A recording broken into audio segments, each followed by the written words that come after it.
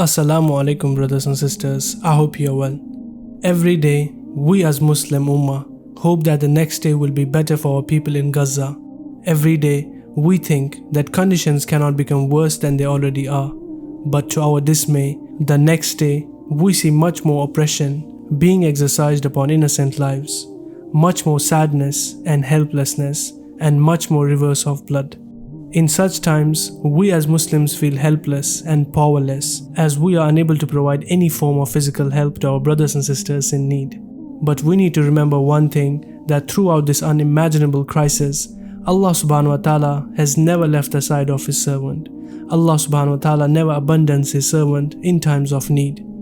The Israeli government had started its ground offensive to take its aggression to the next level, and the IDF have thus entered the territory of Gaza and are conducting their so-called operations to save the hostages.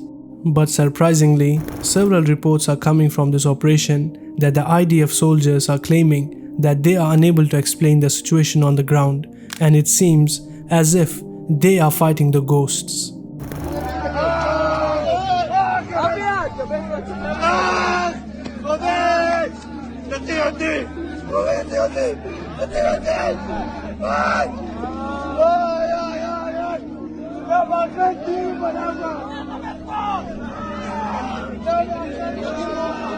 Many of us may ignore these claims as just rumors, but if these claims are being reported by the major Israeli media outlet, and when IDF soldiers themselves explaining the situation after facing them, then such claims do seem much more than just a rumor.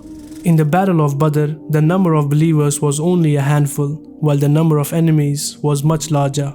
In that battle too, the army of the enemy was making the same claims, that they were fighting those whom they were unable to see with their own eyes. Allah subhanahu wa ta'ala sent His army of angels to protect and help His faithful servants, and this help from Allah subhanahu wa ta'ala made the believers victorious, while they were much less in number than the army of the enemy.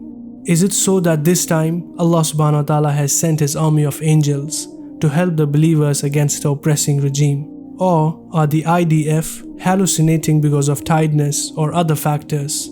Only Allah knows the truth.